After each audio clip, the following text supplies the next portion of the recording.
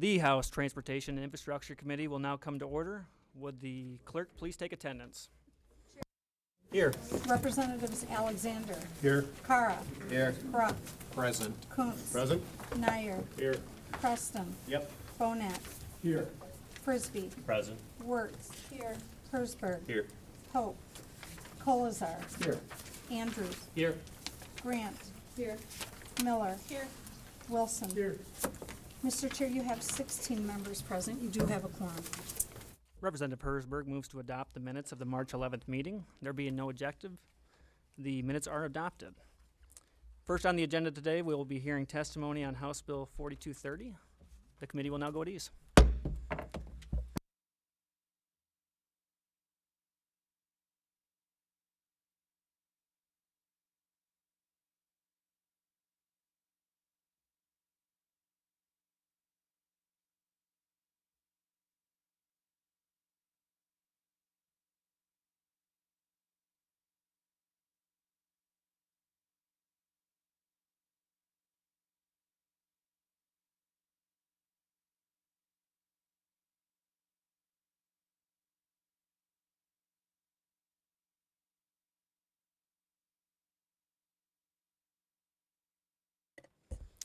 Well, thank you, Chair Alexander.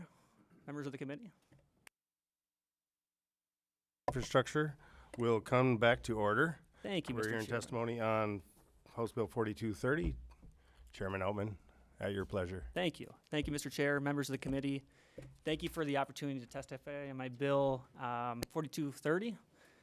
Since joining this committee, my top priority has been ensuring that Michigan has sustainable road funding long-term without placing additional burdens on residents who are already facing the challenges of high cost of living currently. A major focus of our infrastructure plan has been on local roads, and this bill continues that commitment. As I noted in last week's testimony, local roads are already receiving over $2 billion in increased funding. However, House Bill 4230 takes it a step further by establishing the Neighborhood Roads Fund, a dedicated funding source specifically for repairing and maintaining neighborhood streets in our cities, villages, and townships. Too often, these roads have been overlooked in favor of larger infrastructure projects, and this bill ensures that the roads people rely on every day, where they live, work, and drive, finally get the attention that they deserve.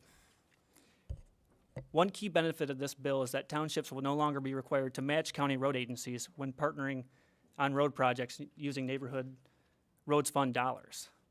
This change eliminates a major financial hurdle, making it easier for townships to improve their roads without the burden of large matching requirements. Additionally, the substitute version of this bill provides crucial funding for local bridges and ensures that our communities can finally begin repairing their close, critical, and restricted bridges by allocating $100 million per year for that purpose. The funds will be distributed by the local Bridge Advisory Board, which is composed of members from our local road agencies. With thousands of bridges across the state in disrepair, far exceeding our local agencies' ability to fund the necessary fixes, this is a critical step towards finally addressing our local bridge crisis. In closing, I want to thank this committee again for affording me the time to discuss this bill, and thank you all for your efforts towards improving Michigan's infrastructure. Michigan residents are tired of the short-term fixes and jumbled solution, and this bill ensures a structured, reliable funding source to improve the roads that matter the most to our communities, and I strongly urge the committee to support this legislation as part of our broader effort to fix Michigan's infrastructure. With that, I'm happy to answer any questions that the member may have, and thank you, Mr. Chair. Thank you for your testimony. Representative Frisbie. Thank you, Mr. Chair. Representative Outman, the elimination of the 50% match is critical, especially for these rural, small townships that have no tax base that could generate anything substantial without really high local taxes. This is a game changer in Michigan for rural roads and bridges, of which I have 2 closed in my district right now and several on the waiting list, probably going to be there soon. So the creation of the local road fund is outstanding. I applaud it, and I'll be supportive of it. Well, I appreciate those comments, Representative Frisbie. Just to paint a picture for you, and I think you might have detailed a little bit of this in your testimony last week, But I have several townships that are unable to meet that match requirement currently being mandated by our local road agencies. And it's not because they don't want to, it's because they don't have the tax base necessary to meet that match requirement. They might even have a special road millage, but again, the tax base just isn't there to meet that match requirement. So this is, again, like you said, an attempt to eliminate that huge financial hurdle for our rural townships. And if I could, one more comment. For the townships that have already stepped forward and done the 50-50 match and done local road projects, several in my district, this means that there's going to be dollars available for heavy maintenance with no match, that they can continue to have good roads for the long term. So it's great strategy, short term, medium term, long term. Act 51, it's awesome, and I really am excited to support it. Thank you, Representative. Representative Colazar. Thank you, Mr. Chair, and thank you also, Mr. Chair, for your testimony. So I have suburban charter townships, and I know that's been the one thing that I've discussed with you is the concern, because I hear it from my townships, just the current formula is not working for them. So I want to thank you for looking at townships. I know there's a lot more conversation about rural, but again, I appreciate the townships conversation.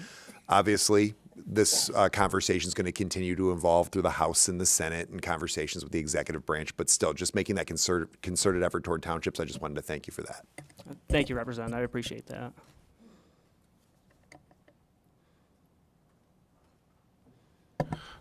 No further questions. The committee will go at ease. Thank you.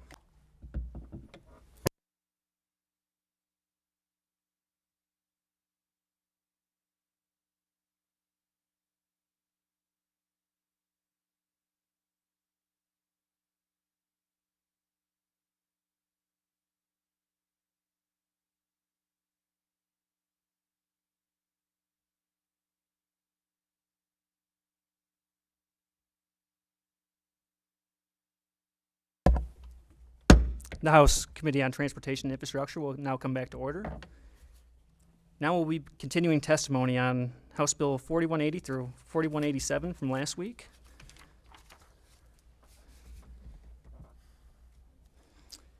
Who is up first?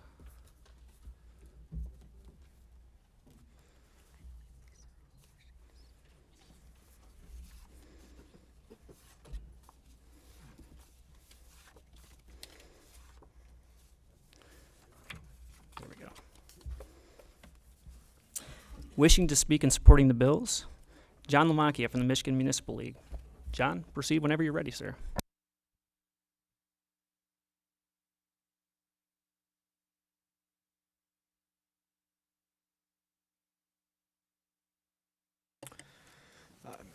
Chair Outman, members of the committee, John Lamacchia with the Michigan Municipal League, happy to be here today.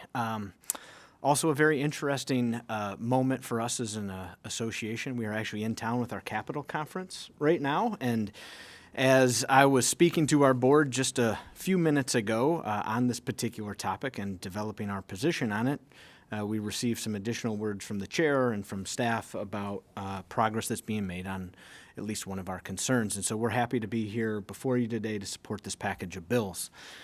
In particular, I want to point out a couple of things. One, Chair Outman and his introduction of 4230 on the Neighborhood Roads Fund, which we had identified as a priority. I've spoken to many of you in the last weeks and just testified here recently before this committee on the importance of that and figuring out ways in which to think about the way in which we fund neighborhood streets a little bit different. So we are truly appreciative of your inclusion of that bill into this package.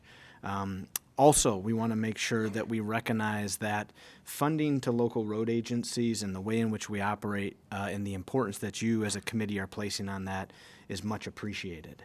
The idea that we can focus on that local infrastructure in a way that's going to make true differences matter. Having worked on this issue for over a decade now, we are often in the search of perfect. And I can tell you, based on what we have before us today, I wouldn't suggest that it is, but I can suggest that it is tremendous progress towards a solution, and we should continue to move in that direction. And then the other thing that I will mention here before wrapping this up is that I believe there will be an amendment before this committee to backfill constitutional revenue sharing and the resources that are available at the local level, resources that we use for public safety services, for a variety of other things, both in cities, villages, and townships. And that was a substantial move. And when we were able to describe that in detail to our board literally just a few minutes ago, they moved to support this package of bills in the affirmative and are gracious for your commitment to that. So let me just wrap up by saying, we believe there's still a long ways to go.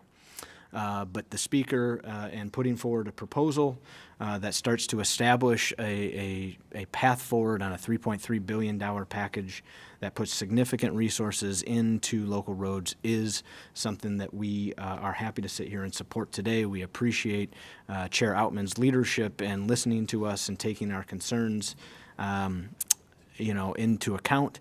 And we look forward to continuing to work, as you said, Rep. Colazar, as this moves through the process, both here in the House and the Senate, and conversations with the administration to find a deal at the end of the day that works for everyone. And with that, I'm happy to take any questions that you may have. Thank you for your testimony, John. Do we have any questions from the members? We do. Representative Brock. Thank you, Chair. Thank you, John, for being here. A question regarding the elimination of that shared cost from 50 to 0. Can you just speak on that? I assume that came with a lot of positive feedback, but can you just kind of share what your members will see as a positive to that? Thank you. I will actually defer to Judy or at the townships or Ed at the county level. It impacts them directly from us at the local level, maintaining it as a local unit of government, as a local road agency as well. We own that infrastructure, so the match requirement doesn't affect us in the same way. Do we have any other questions from the members? I don't believe so. John, thank you so much. Thank you for being a resource. Thank you for collaborating on this bill, and really much appreciated, so thank you. We'll move on now to further testimony. Next up, wishing to speak supporting the bills, Ed Noyola from the County Road Association. And for the sake of time, we are going to have Dina come up with you. Dina Bosworth, also supporting the bills, wishing to speak from the Michigan Association of Counties. Whenever you folks are ready. Thank you, Mr. Chairman. Ed Noyola, County Road Association. I want to extend my thanks to the chairman and all the work that he's done, including his Crackerjack staff. That's greatly appreciated. We had the opportunity to participate in the discussions and some of the negotiations. We're proud and happy to have been part of that decision-making process. The one thing I do want to point out is that we support the package. Primarily, and I'm going to focus on the funding part of it. I've been lobbying since 1990, so I've been around the block a few hundred times, believe it or not. This has always been an issue when I was at the Department of Transportation, when I was with the Asphalt Association, and now with the County Road Association. So this is a problem that's been lingering for a long, long time. And now we're at a point where we're really trying to make some substantial improvements on the funding mechanism. So with that said, I would like to turn it over to Dina Bosworth. Good afternoon. Thank you for the opportunity to testify today. The Michigan Association of Counties is very supportive of this bill package that focuses funding on local roads.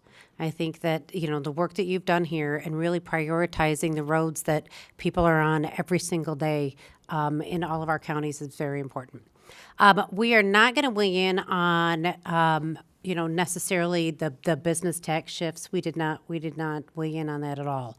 The movement from sales tax to gas tax and the allocation method and the amount of money that you're putting into the road system is where we are and what we are supportive of. We have a slight concern on what that might mean for the state's general fund down the road. And I think you all are aware that counties, I'm very glad you backfilled the constitutional revenue sharing for cities, villages, and townships, but counties do not receive that revenue sharing. Our revenue sharing really comes straight from the state's general fund. So just kind of keeping a close eye on that, but for the most part, 100% supportive of everything that you've done so far. Thank you. If I could make one more comment, Mr. Chairman. Dina's up here because 7 of her counties are road departments. They are not road commissions, just to bring you up to date. If you didn't know that, the 7 counties include Wayne, Macomb, Ingham, Calhoun, Jackson, Ionia, and Berrien. Those are the 7 counties that are road departments under the support and the guidance of the County Board of Commissioners. How do you see why I came up to testify with that? We appreciate you both. Do we have any questions from the members? No, doesn't appear so. Thank you both. Ed, thank you so much for your work on this. Really much appreciated.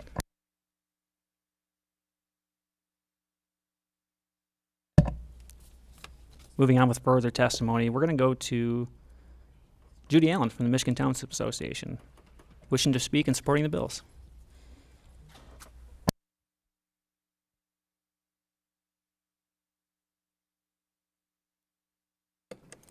Thank you, Mr. Chair and members of the committee. I was not anticipating testifying today, but I am very happy to be before you to say that we support the bills that do impact us in this package.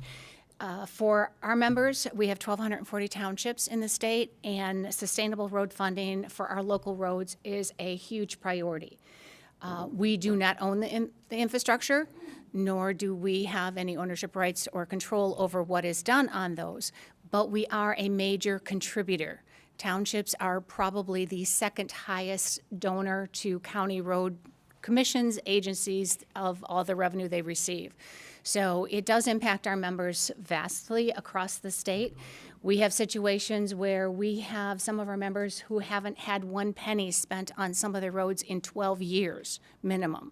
So we look at our revenue sharing, and obviously the constitutional revenue sharing we had a concern as introduced, but thank you to the speaker and his staff, thank you to the chair and his staff, as well as the House leadership. We've had many conversations with the chair over the last several weeks, and I appreciate your patience with us. But this goes a long way for our members to ensure that they are not going to lose that constitutional revenue sharing in terms of having it backfilled with the amendment that's pending, as well as still allowing us to have more work done through the Neighborhood Roads Fund, whether it is for that amount of money that is allocated there for local roads, driveway to highway. And that is not your primary roads in the county. Those are the roads, local roads in the township or your subdivisions that will be able to benefit from the funds that are earmarked in 4230 for that specific purpose. So again, this is critical for our members, and we are happy to support it. And again, Mr. Chair, thank you so much for your patience and willingness to work with us on this. Happy to answer any questions. Absolutely, and thank you so much again for all your work, for being such a valuable resource throughout this process. Do we have any questions from the member? We do. We'll start with Representative Andrews. Thank you, Chair. I've had a chance to speak with the chair about this briefly, but when it comes to the actual business of repairing the roads in the townships, it seems to me that there's a lot of kind of redundancy in like permitting approval, environmentals, that sort of thing when you're doing roads across municipalities. And something I've become really interested in is how we can improve efficiency and maybe speed up the approval of those, reduce some of the redundancy in the process, so we can save money on the front end, from the cost of rebuilding roads versus just having to continually add more money in when things are so expensive. Are there any areas that you see like immediately popping out where we could make some adjustments or fixes that would help streamline or eliminate some of that redundancy? In terms of the roads, I mean, that's a good, I like the proposal, I like the concept of it. In terms of the roads, I'm not sure how many local permits are done at the township level on that. It's going to be more at the city and the county level. Our involvement is more the match. Sure. And the match is, I could pick each one of your counties, and your townships in your counties are probably paying a different match. So there is not one. We have some that pay 10%. We have some that pay over 100%. It really depends on the project and how things are set up in that specific county. So, but happy to have further discussion on that. Thank you. And thank you. Excellent question, Representative Andrews. And you have my commitment that when we pass this out, we will work on some significant reforms, permitting included in that. So thank you for that. We'll move on now to Representative Brock. Thank you, Chair. Thank you, Judy. So I'll ask you that same question I asked John, and I assume the villages and things had that cost sharing as well, but as far as the townships, and then kind of if you can speak of the townships, how will this affect, we, in my district, there's many townships that have a small village or a city municipality within that township, and how this will help the overall larger picture. Thank you. I do not represent cities and villages, but I will say with cities and villages and the counties, they will receive money through the PA 51 and through the neighborhood road fund. For townships, we will not have to pay that match for the money that is going to go through the neighborhood road fund. There's a specific amount in there that we would be allocated, and I should not say we, the county would be allocated, let me step that back, and that there would not be a match required. So again, in your community, your town, your county may say, X township for the X project, you have a 25% match, or you have a 50% match. Whatever that match is, that local unit of government, that township would now not have to pay that match for that specific amount of money coming out of the neighborhood roads fund. It's not across the board, it's just for the funds that come through that.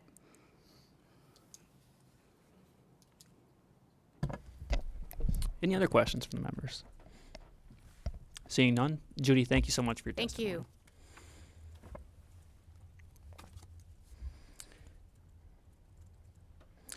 Moving on with additional testimony here. Wishing to speak and supporting the bills, Earl Cox from ATU.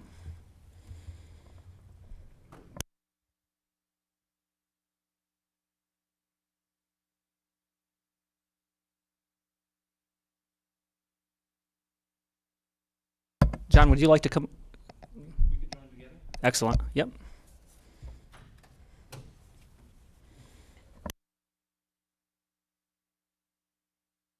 Ma'am, could we get your name as well? Megan Owens, Transportation Riders United. Thank you, Megan. Proceed whenever you're ready. Good afternoon, Chair and Representatives. My name is Earl Cox, and I'm with the Amalgamated Transit Union, ATU for short. I'm here in support of the bills. I primarily just wanted to point out that public transportation is a part of the Department of Transportation, and we've received money in the past, and I just wanted to lay out how important it is for public transportation to receive the full 10%. We are in support of the bills, but we'd like public transit to receive the full 10%.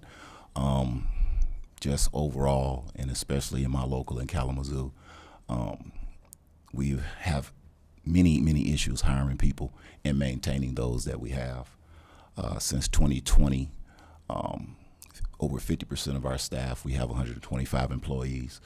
Over 50% of our staff are new employees, and our turnover rate is about 55% over the last 5 years as well. And so we have a revolving door going in. One of the main things that we face in hiring is finding people that are qualified to do the job. And then with the licensing requirements that we have, finding people that are willing to accept the job at the rate they're paid. We not only compete with other transit agencies, but we compete with local businesses across our county for employees. And so just being able to have the full amount, the 10% going into public transit would be very helpful for us under that local bus operating. Thank you, and I'm open for questions. Yeah, to build off of what Mr. Cox said, my name is Megan Owens. I'm the Director of Transportation Riders United, a public transit advocacy organization. We work with public transit riders and supporters from all across the state. And for 75 years, the Michigan Transportation Fund has made essential investments in not only state roads, county roads, local roads, and airports, but also in local buses, in senior rides, in ferry boats, in trains, and in other transportation. And while understandably roads get the most attention, this other non-road infrastructure is also really critical to Michigan families, businesses, senior citizens, and all our communities. Because for the last 75 years, public transit agencies have been able to count on a portion of the state transportation funds to enable their operations, whether that's, again, ferry boats in the UP, the Silver Line in Grand Rapids, intercity buses linking communities, and especially the senior rides that every single community across the state that's critical for seniors. Together, they provide 45 million rides every year, and that's made possible because the Michigan Transportation Fund has dedicated to that, funding to that non-road transportation infrastructure. Per the state constitution, 90% of gas taxes go to roads, but that also has meant 10% can and should go to all of these other transportation services. And for decades, the non-road transportation did receive about 9.5%, less some administrative and other costs. That was until the road funding bills in 1997. They cut transit out of that traditional formula, dropping the non-road portion to roughly 8.5%. And then the road funding package in 2015 did something similar, dropping the non-road transportation funding down to about 7.5%. And as that state support has dropped, costs have shot up, the areas that transit agencies are working to serve have expanded, the number of seniors that need rides have increased, and that's left transit agencies to either raise local taxes if they can, or to ration, narrow, or even eliminate the services that your constituents are depending on. You have an opportunity with this package to decide, when you decide how you invest in transportation. Unfortunately, the package before you today, as we calculated, out of $3 billion, it appears just 1.5% of that goes to all of the different non-road transportation needs. 1.5%. Last week, there were over 100 transit agency leaders and riders and workers from all across the state up here at the Capitol, met with most of your offices to share the way they serve your constituents and how important it is to restore that 10% of transportation investments into non-roads modes. Whether that's for seniors who want to remain in the homes they love without becoming a burden on their families, whether that's for 1 million Michiganders who have a disability that may impair their mobility or vision, but they want to be able to work, whether it's businesses who depend on employees to work even when their car doesn't. For all the Michiganders who depend on us, please amend this package to allocate 90% of the transportation funds for roads and 10% to non-road transportation. Good afternoon. My name is John Delmas, and I'm with the Michigan Public Transit Association. And I'm very glad to be joined here by Megan's group representing riders and Earl's group representing labor. And our association represents transit providers all across the state. We're also joined here by leaders from the Michigan Association of Transportation Systems, which also represents some of the rural transportation providers and others in our state. And we just want to add our voice to others to illustrate the issue, educate on the all-time low share of state support that is going into public transit, even as we see demand increasing. We see aging population and we see younger populations at both ends of which are not driving as much as they used to. And we are facing a bus funding crisis, and that looks like reduced service hours, reduced days of operation, no rides on weekends, longer waits for a bus, a smaller service area, or prioritizing who can ride. Maybe a trip to a dialysis appointment, but maybe not to work that day in that community because of the funding. And we do estimate, ideally, under the current system, if we would fund the comprehensive transportation funding system, about $400 million would get us to full funding as Michigan law allows, despite which we've really dropped in recent years, the reimbursement share. And as Megan stated, this package, because of some of the impacts of where the funding is going directly to local roads, which is understandable in a sense, and also the effects of eliminating the sales taxes on fuels, it's only a net result of a $50 million increase for the CTF, which has to be further divided between aviation, ports, freight rail, passenger rail, intercity bus, transportation planning, before it also gets to local transit capital and local bus operating. So I would just urge you to look at some solutions. I will bring you a solution one option, of course, to go through the formula of 10% to transit. There is also a revenue neutral proposal, a bill out there that was actually introduced last week, House Bill 4210, relating to the auto-related sales tax that would provide an additional $325 million gross increase to the CTF. We strongly encourage you to take a look at that legislation. We're glad to be part of the solution because we know that in Michigan, when we've seen transit services increase, the demand has increased in areas like Western Oakland County, where ridership has doubled. Calhoun County, Battle Creek Go, where their demand for rides was 5 times what they were able to provide. And they are now moving forward with a new transit authority based on that pilot. The D2, A2, and the DAX buses, where again, ridership has doubled, where a new service has been offered. So again, appreciate the time. I will also note, Earl did not mention it. Today is National Transit Employee Appreciation Day. I think he's in here on his day off, and we told him if he could come to Lansing to speak on it, it'd be greatly appreciated. We appreciate Earl and all the other transit employees across the state, and I thank you for your time. Yep, thank you. And Earl, the House Transportation Committee, we appreciate you as well. I'll just say quickly, I know the primary focus of these bills are on road funding, but public transit is not lost from our minds. I have some dial rides in my district that are literally dying on the vine, and so we are going to work on a long-term solution to increase money to public transit, and we'll work on those solutions moving forward. But I do appreciate you guys' time and testimony. We're going to move on to questions, starting with Representative Steve Carra. Thank you, Mr. Chair, and thank you to the three of you for your testimony. I think my question's for John, but from any of the three of you would be fine. Are there any EV vehicles in the fleet for the buses statewide? There have been some. Most of that has been federal grants. Some of that is currently in flux right now. I'll be very honest, the shift to EV has been pretty cautious. They don't work quite as well in a transit capacity as they do even on a school bus or a personal capacity. But again, most of that has been purchased through a specific federal grant that they may have received in the last couple of years.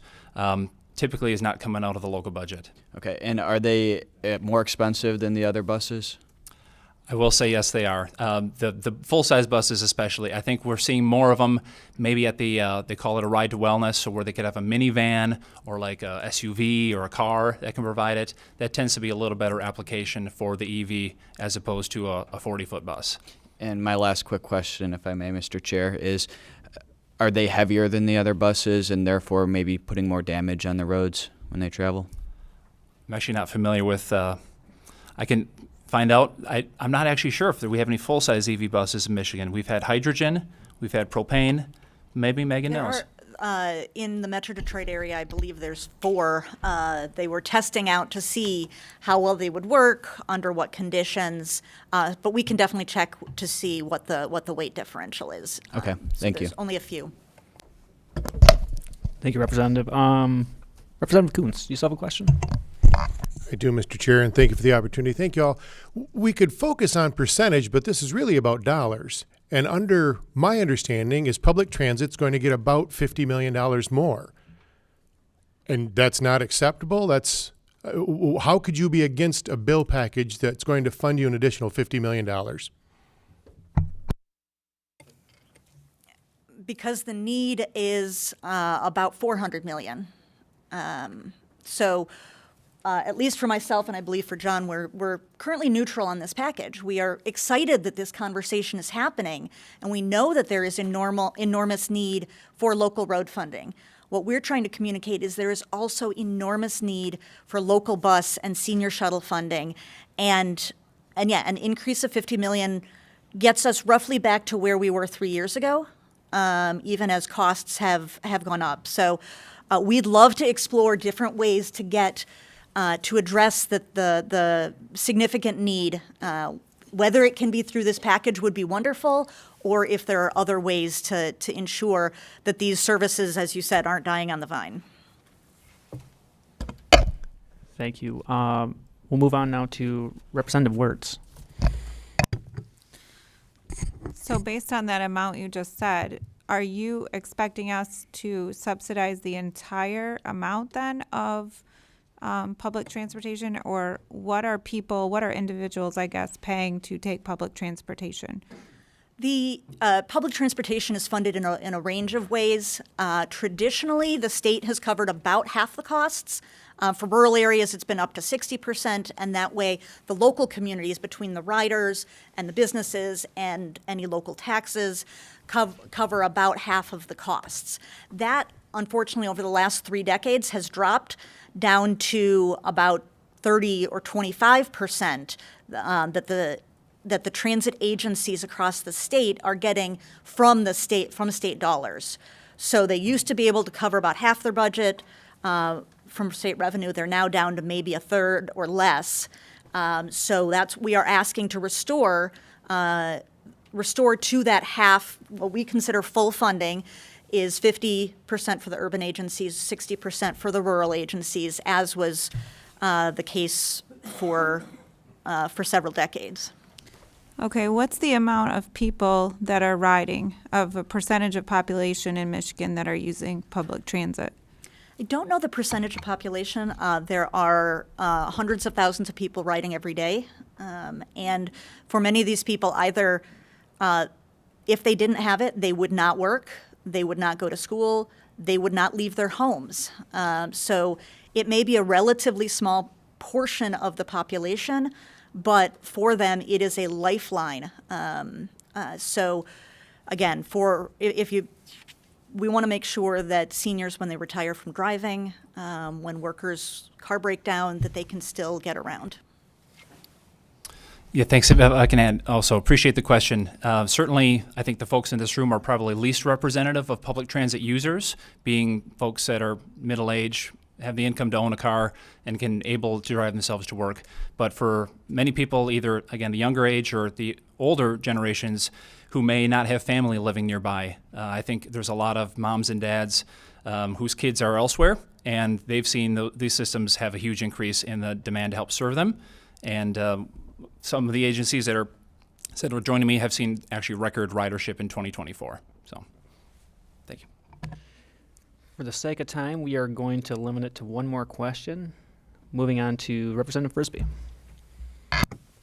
When you talk about percentage of funding, what's the percentage of the ridership and the local contribution to mass transit combined? And if you could answer it separately. I think typically the local share depends. It may be a millage. There's about 70, I think, local millages in the state. They pass at about a 90% rate. In your community, Calhoun County was one that actually passed a pretty significant millage in parts of the county. That being said, but to your point also, they may come from a rider that's paying their own fare. It may come from a school that's paying to transport pupils to an after-school program or to school itself. It may come from a hospital that's paying to get their patients there. There's a variety of people that pay for the rides. And typically, I'll just note that the cost of the ride is very insignificant compared to the cost of what they're riding for, whether it's a medical appointment, a school, education, or work. And it's hard to say that because they're so dramatically different, from a Detroit Department of Transportation running 50 different bus routes to a small local provider. It could be, 20, 30, 40% coming from the 50% coming from the local community combined. Well, thank you all for your testimony. Really much appreciated, and I look forward to working with you more in the future. Moving on to additional testimony, we have wishing to speak and supporting the bills, Ron Brinke from the American Council of Engineering Companies. Ron, are you? Yep, there you are. Proceed whenever you're ready, Ron.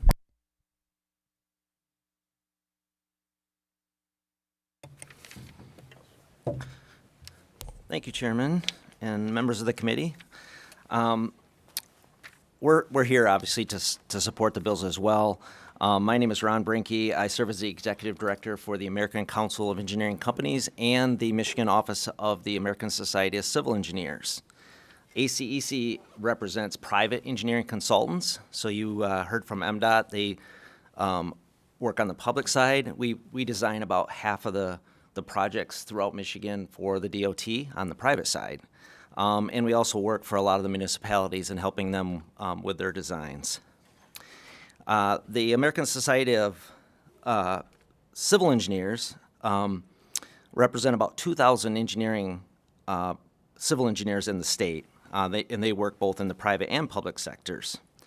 In 2023, they released the report card, infrastructure report card. I handed these out a week ago at the last meeting, so hopefully you guys all have a copy.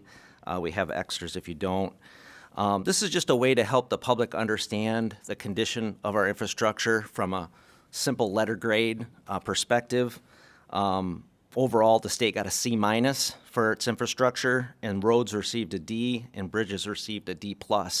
Obviously not grades that we can be proud of. So we are pleased to see these bills before us today as a catalyst to make the necessary improvements that we need to make to our roads and bridges. I think most people in Michigan believe that the taxes at the pump currently go to the roads, but we know the sales tax is not. So I think this is a great fix that's been needed for a long time. Pothole season is upon us, as you can start to see the freezing and thawing, taking out some of the, increasing the size of the potholes. So it's a great time to address this issue. A long-term sustainable solution is one that really helps the owners plan for repairs rather than do them on an emergency basis, which costs a lot more money for the state and taxpayers. This will also help retain talent in the state. Our engineering companies have geared up to deliver the Rebuilding Michigan program, and so we want to keep these engineers in the state. I know we keep hearing the cliff is coming. Well, the cliff is here for us. Design always comes before construction. So we've already seen a significant drop in the a number of design projects in the state in the last couple of years. So make it real short and simple, our industry stands ready to assist, MDOT and local agencies in delivering this program as the money comes forward. We're happy to provide innovative solutions. A lot of times the private sector is able to share designs and different things from other states that can be used here in Michigan. So appreciate the opportunity to testify and urge your support for this. Thank you. Thank you for that testimony, Ron. Do we have any questions from the committee members? I don't see any. Again, Ron, thank you. Thank you. Moving on with additional testimony. Wishing to speak and not sure their position on the bills, but we have Jack Hoffman from City of Grand Rapids. Jack, welcome back. Is that on? Is this on now? Okay. I'm Jack Hoffman. I'm a member of the Rapid Board for the City of Grand Rapids, and I want to commend the committee for taking leadership by laying out a specific plan. I understand the committee's values of getting more funds to local governments for transportation purposes without raising taxes on Michigan's hardworking citizens. Along these lines, I want to make a couple of suggestions for improving Bill 4187, which allocates the proceeds of the Michigan Business Corporation income tax. And after that, I want to address the larger picture raised in different ways last week by the Detroit Regional Chamber of Commerce and Chairman Outman of this committee. The Chamber emphasized that business should not be expected to support the transportation system by a general business tax, but that users should pay fees proportional to the damage the use causes to the system. Chairman Outman posed the question, how do we avoid the scenario in which the availability of new funds causes construction prices to rise? With regard to Bill 4187, the proposed allocation is 50% counties and 40% cities. This should be amended to make the allocation on a per capita basis similar to the Revenue Sharing Act, and this would be about 50-50. I think the population is 5 million counties, 5.1 million cities. Second, the use of funds by local governments should be expanded from roads to transportation purposes. Different local governments have different needs. A city may want to devote some of its transportation funds to public transportation. Local governments should have that choice. Now to the comments from the Chamber and the Chair. The position of the Chamber raises the question, which uses cause the most damage to the system? Fortunately, the answer is close at hand. The gold standard for pavement design is the American Association of State Highway and Transportation Officials Pavement Design Guide, adopted by MDOT and every other state highway department. AASHTO instructs that the standard for pavement design is that a loaded 5-axle 40-ton combination truck and trailer causes as much damage as 7,000 cars. Other axle configurations have similar ratios. The MDOT design manual at road design uses an average of one truck equals 5,000 cars. The 2023 mileage figures at the Transportation Commission website show annual Michigan VMT at 92 billion passenger and 6 billion truck miles. Using a pavement damage ratio of 5,000 to 1, passenger vehicles cause less than 1/3 of 1% of system damage. Trucks cause $12 billion a year in system damage and pay only $600 million per year in state road taxes, a ratio of 5% of cost covered by user fees. Excuse me, Mr. Hoffman. Yeah. We're running into some time constraints. Can you get to the closing of towards the end of your testimony? How much time do I have? Not much. I apologize. Not much. We had some issues pop up. Well, let's see. Where do we put a bow on it if you can, sir? Bottom line, a regulatory fee of 50 cents per truck per mile would generate an additional $3.3 billion. I've attached a table that shows how that would affect transportation funding reform. There's no technical issues with this. Trucks already pay a road mileage fee in this and every other state. I wish I had more time. I apologize, sir. And thank you for your testimony. And we have your information up here. Make sure it's dispersed to the members, and we will upload it onto the minutes as well. Thank you so much for your time. Not this time, sir. We do appreciate you, though. To close out our testimony, we have wishing to speak and supporting the bills, Robert George from Michigan Laborers Council. Robert, whenever you're ready, sir. And I do ask if you could keep it somewhat brief. We're running into some time constraints. We got to get a member out of here to urgent care. So we appreciate it if you could become somewhat brief, sir.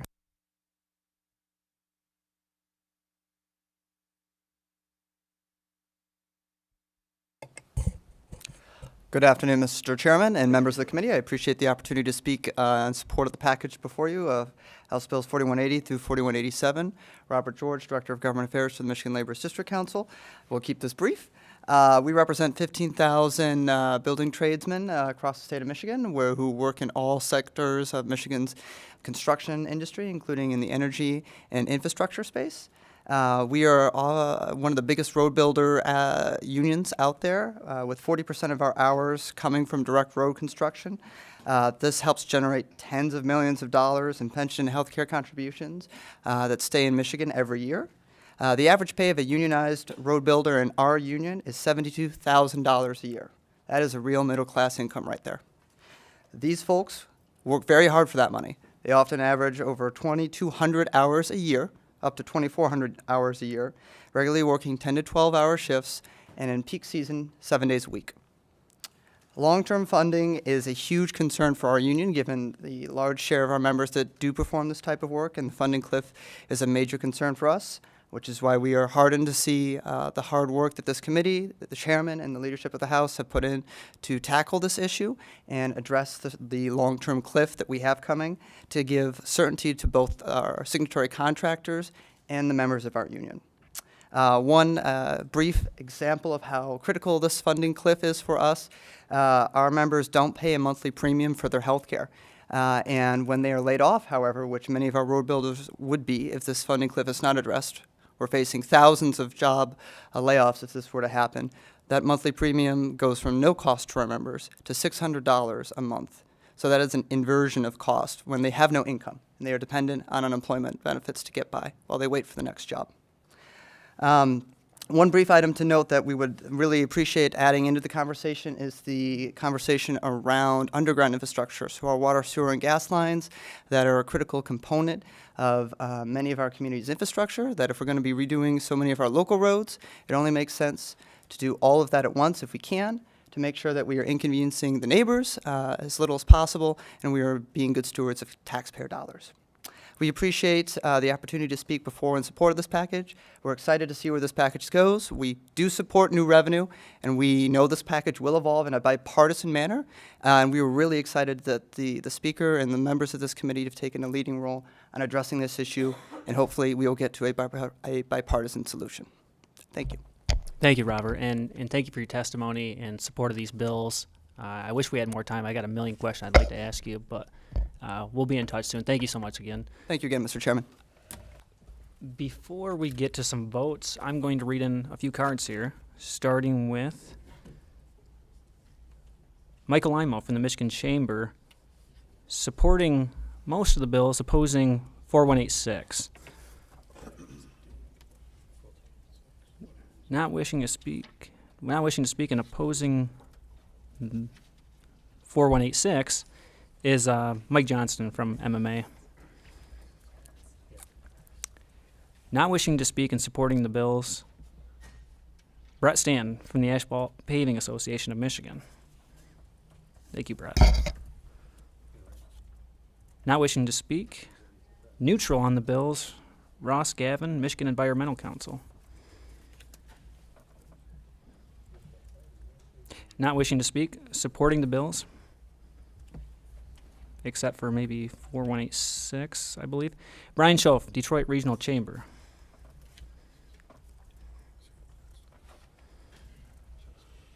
Opposing 4186 is Brian Schoaf from the Regional Chamber. Not wishing to speak, supporting the bills, James Homan, Mackinac Center. Not wishing to speak, supporting the bills, Michigan Concrete Association. Members, we're now going to take some votes. We will now proceed to vote on the package of bills. Rep. Kunse makes a motion to adopt substitute H1 for House Bill 4180. Will the clerk please call the roll? Chair. Yes. Representatives Alexander. Yes. Carra. Yes. Brock. Yay. Kunze. Yes. Nyer. Yes. Preston. Yes. Bonet. Yes. Frisbie. Yes. Wertz. Yes. Hersberg. Yes. Hope. Colazar. Yes. Andrews. Yes. Grant. Yes. Miller. Yes. Wilson. Yes. Mr. Chair, you have 16 yeas, 0 nays, and 0 pass. Substitute H1 to House Bill 4180 is adopted.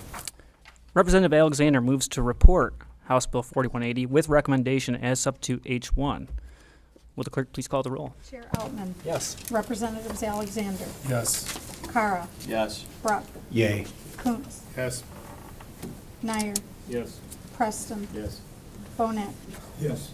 Frisbie. Yes. Wertz. Yes. Hersberg. Yes. Hope. Colazar. Pass. Andrews. Pass. Grant. Miller. Pass. Wilson. Pass.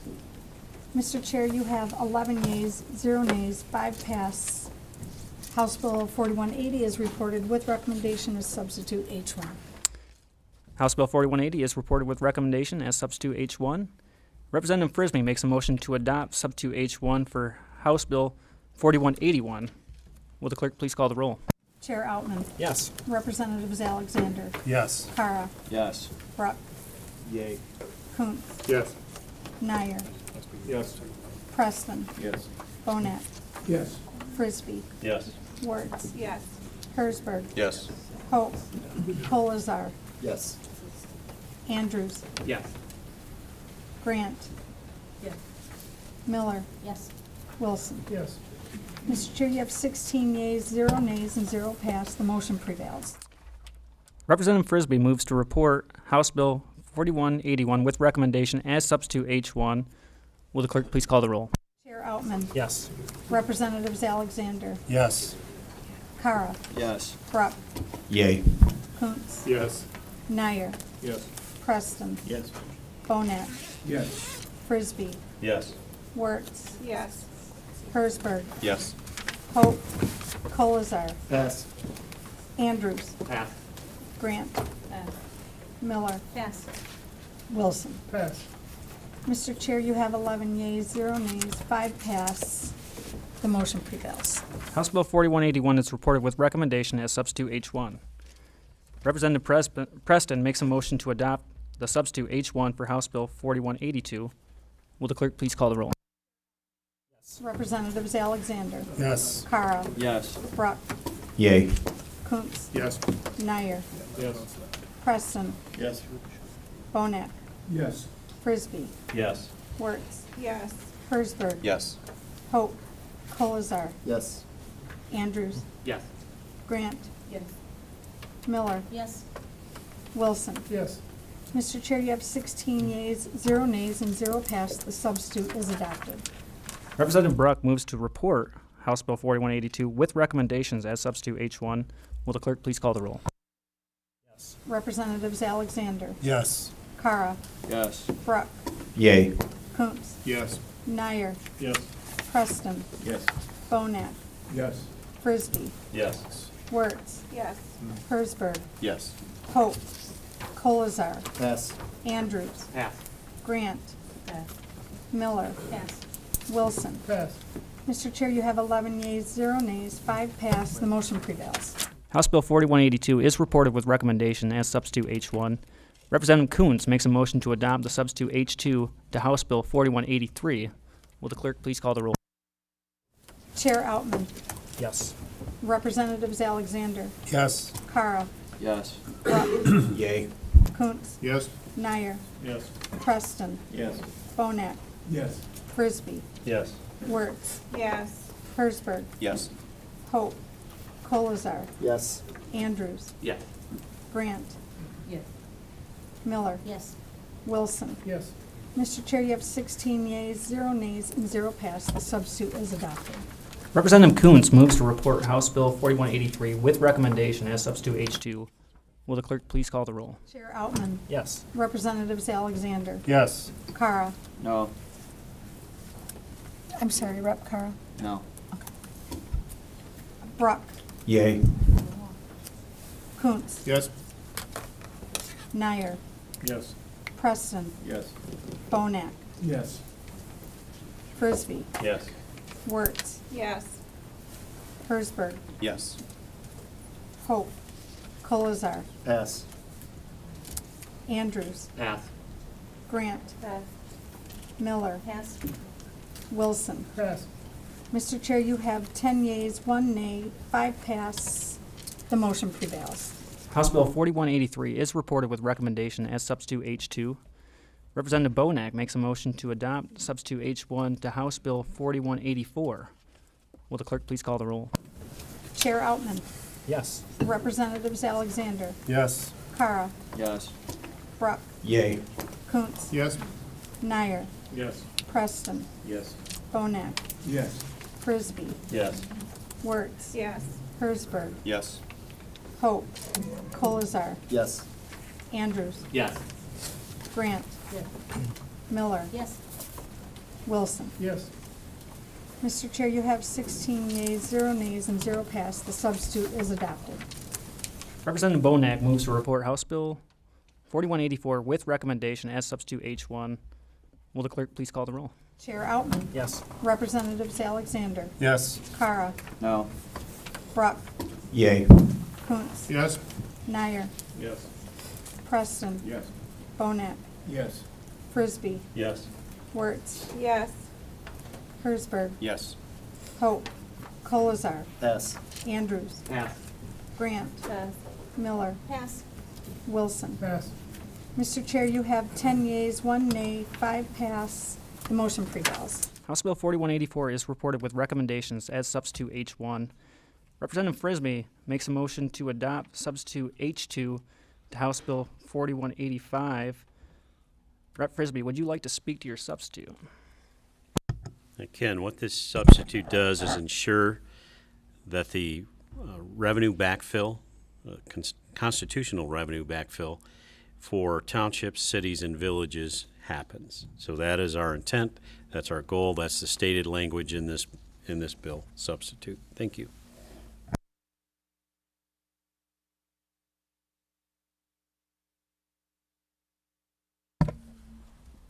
Will the clerk please call the roll? To adopt the substitute H2 to House Bill 4185. Chair Outman. Yes. Representatives Alexander. Yes. Carra. Yes. Yes, sorry. Yes. Brock. Yay. Kunse. Yes. Nyer. Yes. Preston. Yes. Bonak. Yes. Frisbie. Yes. Wertz. Yes. Hersberg. Yes. Hope. Colazar. Yes. Andrews. Yes. Grant. Yes. Miller. Yes. Wilson. Yes. Mr. Chair, you have 16 yeas, 0 nays, and 0 pass. The substitute is adopted. Representative Frisbie moves to report House Bill 4185 with recommendation as substitute H2. Will the clerk please call the roll? Chair Outman. Yes. Representatives Alexander. Yes. Carra. No. Brock. Yay. Kunze. Yes. Nyer. Yes. Preston. Yes. Bonak. Yes. Frisbie. Yes. Wertz. Yes. Hersberg. Yes. Hope. Colazar. Pass. Andrews. Pass. Grant. Pass. Miller. Pass. Wilson. Pass. Mr. Chair, you have 10 yeas, 1 nay, 5 pass. The motion prevails. House Bill 4185 is reported with recommendation as substitute H1. Representative Carr makes a motion to adopt substitute H1 to House Bill 4186. Will the clerk please call the roll? Chair Outman. Yes. Representatives Alexander. Yes. Carra. Yes. Brock. Yay. Kunze. Yes. Nyer. Yes. Preston. Yes. Bonak. Yes. Frisbie. Yes. Wertz. Yes. Hersberg. Yes. Hope. Colazar. Yes. Andrews. Yes. Grant. Yes. Miller. Yes. Wilson. Yes. Mr. Chair, you have 16 yeas, 0 nays, and 0 pass. The substitute is adopted. Representative Carr moves to report House Bill 4186 with recommendation as substitute H1. Will the clerk please call the roll? Chair Outman. Yes. Representatives Alexander. Yes. Carra. Yes. Brock. Yay. Kunze. Yes. Nyer. Yes. Preston. Yes. Bonak. Yes. Frisbie. Yes. Wertz. Yes. Hersberg. Pass. Hope. Colazar. Pass. Andrews. Pass. Grant. Pass. Miller. Yes. Wilson. Pass.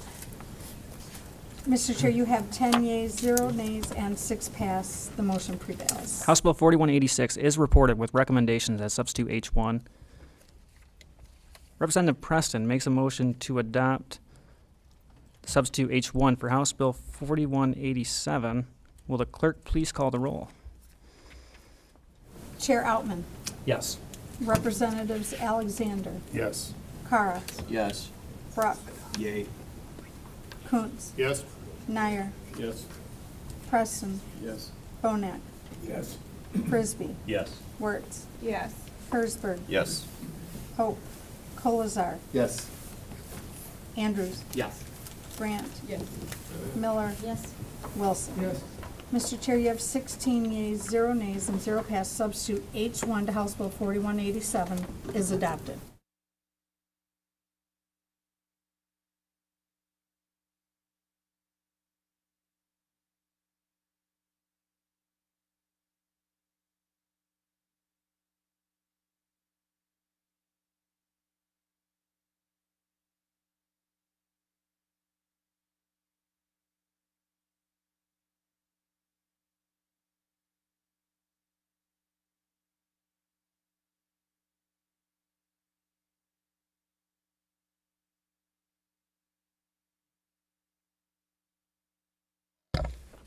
Representative Grant has an amendment to H1 4187. Representative, would you like to speak to your amendment? I would. Thank you, Mr. Chair. And first, I just want to say thank you for addressing many of the concerns that came up, such as school aid fund and revenue sharing. This amendment before us speaks to the Housing and Community Development Fund, and it would actually just maintain the current $50 million investment in that fund. Without that fund, Michigan would be one of only 4 states without a housing fund in the country. And so I hope that we will look at how we can continue supporting housing in the state. Thank you. Rep. Grant moves to adopt her amendment. Madam Clerk, will you call the roll? Chair Outman. Pass. Representatives Alexander. Pass. Carra. Pass. Brock. Pass. Kunze. Pass. Nyer. Pass. Preston. Pass. Bonak. Pass. Frisbie. Pass. Wertz. Pass. Hersberg. Yes. Hope. Colazar. Yes. Andrews. Yes. Grant. Yes. Miller. Yes. Wilson. Yes. Mr. Chair, you have 6 yeas, 0 nays, 10 passed. The amendment is not adopted.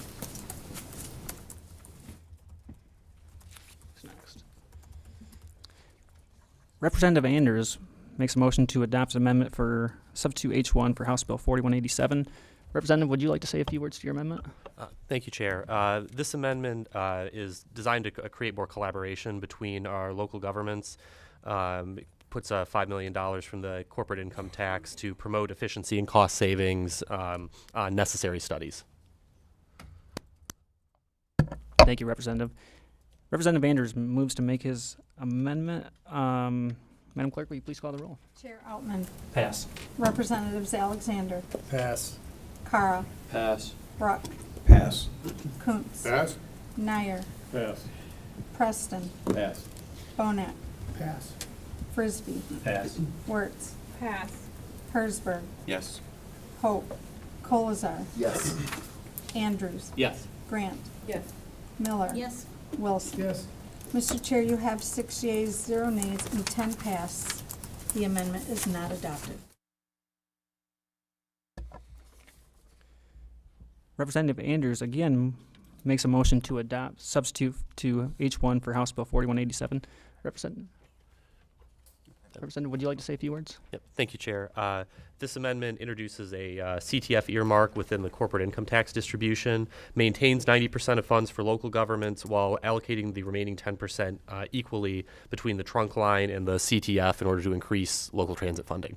Thank you. Representative Anders moves to adopt his amendment. Madam Clerk, will you please call the roll? Chair Outman. Pass. Representatives Alexander. Pass. Carra. Pass. Bruck. Pass. Kunze. Pass. Nyer. Pass. Preston. Pass. Bonak. Pass. Frisbie. Pass. Wertz. Pass. Hersberg. Yes. Hope. Colazar. Yes.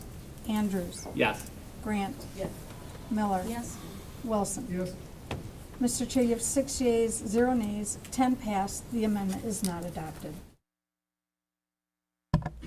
Representative Nyer moves to report House Bill 4187 with recommendation as substitute H1. Will the clerk please call the roll? Chair Outman. Yes. Representatives Alexander. Yes. Carra. No. Bruck. Yay. Kunze. Yes. Nyer. Yes. Preston. Yes. Bonak. Yes. Frisbie. Yes. Wertz. Yes. Hersberg. Yes. Hope. Colazar. Pass. Andrews. Pass. Grant. Pass. Miller. Yes. Wilson. Pass. Mr. Chair, you have 10 yeas, 1 nay, 5 pass. House Bill 4187 is reported with recommendation as substitute H1. House Bill 4187 is reported with recommendation as substitute H1. Representative Wertz makes a motion to adopt the substitute H1 for House Bill 4230. Will the clerk please call the roll? Alexander. Yes. Carra. Yes. Bruck. Yay. Kunze. Yes. Nyer. Yes. Preston. Yes. Bonak. Yes. Frisbie. Yes. Wertz. Yes. Hersberg. Yes. Hope. Colazar. Yes. Andrews. Yes. Grant. Yes. Miller. Yes. Wilson. Yes. Mr. Chair, you have 16 yeas, 0 nays, and 0 passed. The substitute is adopted. Representative Kunze moves to report House Bill 4230 with recommendation as substitute H1. Will the clerk please call the roll? Chair Outman. Yes. Representatives Alexander. Yes. Carra. No. Bruck. Yay. Kunze. Yes. Nyer. Yes. Preston. Yes. Bonak. Yes. Frisbie. Yes. Wertz. Yes. Hersberg. Yes. Hope. Colazar. Pass. Andrews. Pass. Grant. Yes. Is that a yes? Miller and Wilson. Mr. Chair, you have 10 yeas, 1 nay, 5 passed. The motion prevails. House Bill 4230 is reported with recommendation as substitute H1. Representative Hersberg moves to excuse absent members. There being no objection, the motion prevails. There being no further business before the committee stands adjourned.